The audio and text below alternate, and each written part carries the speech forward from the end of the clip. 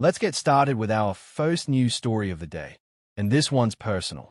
Garry is not happy about Jack Della Mattalina's recent comment involving his son, and things are heating up ahead of UFC 315.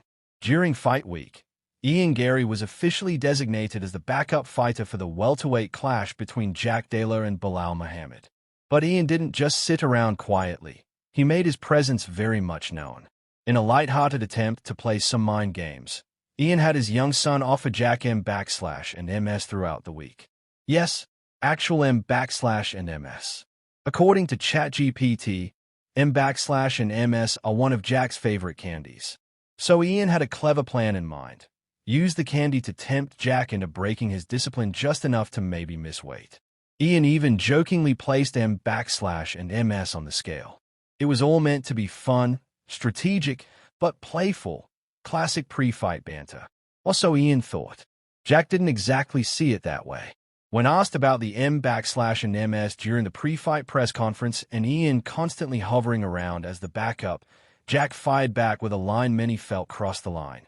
I don't think that's actually Ian's son, but, I don't like M/and MS, Jack said. The crowd laughed, but Ian definitely did not. Garry was furious. He responded swiftly, calling Jack's comment immature and completely unnecessary. In Jack's last 4 fights, the guy has had one finish. Fired back. So now he's out here telling me to hit the gym and work on my power. Please. He got beat up bad by Belal, and Belal ain't even close to the striker that I am. I'll bend his nose backward the way it should be. Made it clear that the M&M stunt wasn't meant to be disrespectful. It was a joke.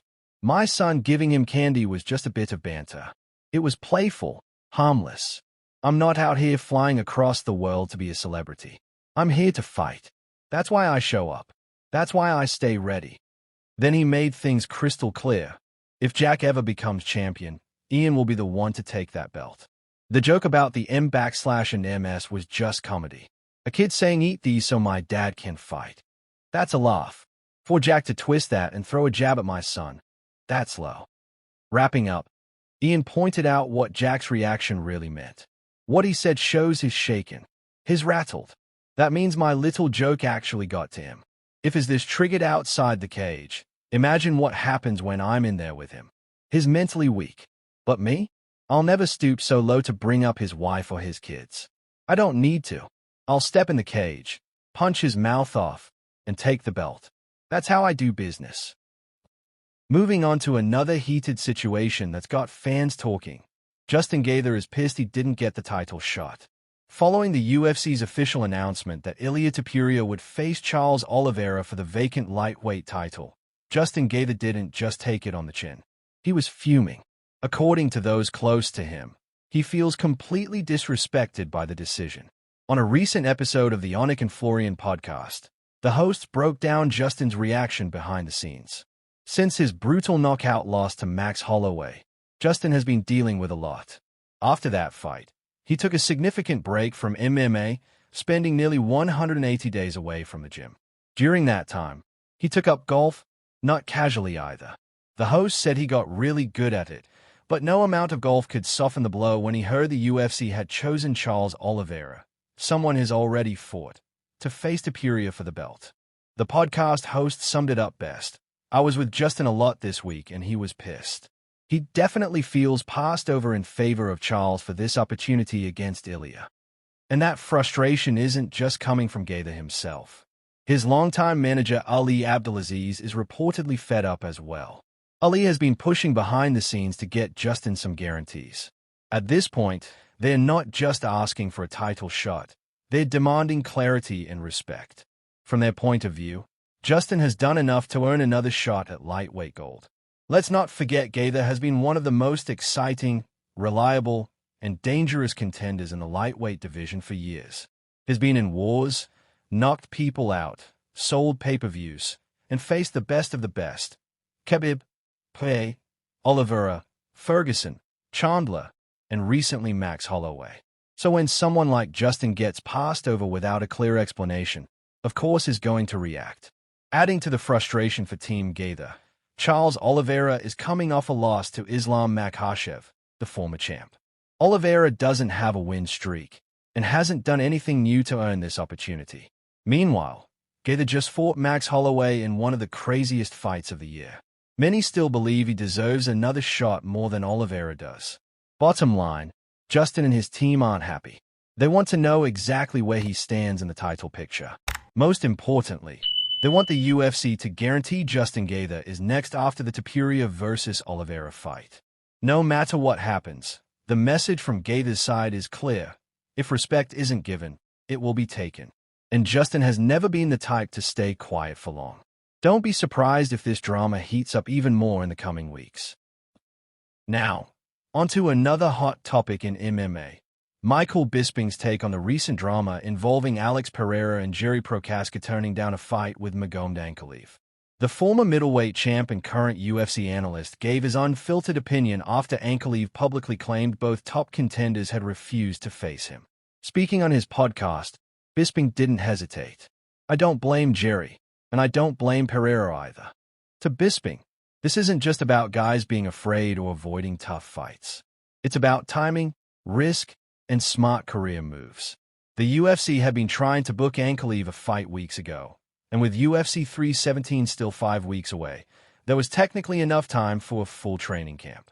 But even so, Bisping stood by the decisions both fighters made. He specifically addressed Jiri Prochazka's situation. Jerry just lost. He's been beat twice by Pereira. If he gets another title shot and loses again, he might not get another one. In today's UFC landscape, 1 or 2 losses can drop a fighter significantly and delay title opportunities for years. These decisions can define entire careers. Turning to Ankalaev, Bisping didn't sugarcoat it. He's huge. His style is awkward and dangerous. I wouldn't necessarily take that fight either. When someone like Bisping, who's fought killers his entire career, says that, you know it's serious. Ankalaev is a high-risk, low-reward opponent.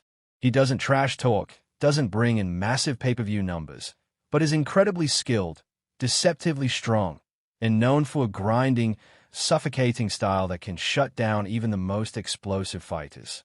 He's the kind of guy who can ruin your momentum, damage your stock, and barely move the hype needle. That's a nightmare combo for contenders focused on legacy, money fights, and strategic career moves. So when Ankalaev suggested Pereira and Jerry were ducking him, Bisping stepped in with perspective. It's not personal. It's just business. These guys are picking their shots.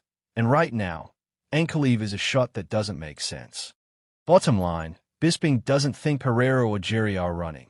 They are being smart. Until Ankalaev becomes undeniable, he may find it hard to get a dance partner. Speaking of fighters making headlines off the cage, Strickland recently turned down a fight with rising middleweight contender Caio Borralho. Originally, Strickland had his sights on a different opponent, Reinier de Ridder, RDR, the former ONE Championship double champ who recently signed with the UFC. In an interview with Helen Yee, Strickland gave fans a glimpse into the behind-the-scenes decision-making. "I wanted to fight that RDR kid, but he got booked," Sean said. RDR ended up fighting Robert Whittaker, so Strickland's attention shifted. Then UFC matchmaker Mick Maynard offered him a fight with Caio Borralho, an undefeated Brazilian prospect with solid striking and slick jiu-jitsu. But Sean wasn't interested. "McMahon wanted me to fight him. Such a great guy," Sean said, "but I said no." Well, we both kind of said no. It wasn't fear or ego. It was personal. I know him. I know his wife. I know his family. That's a rare answer in the fight game. Respect and personal boundaries over rankings or rivalry. Strickland drew a line he wasn't willing to cross. It shows there's still some humanity left in this brutal sport. Strickland also shared his prediction for the upcoming middleweight clash between Dricus du Plessis and Khamzat Chimaev. Having trained and sparred with Khamzat, Sean believes the key isn't standing and banging but neutralizing Khamzat's wrestling.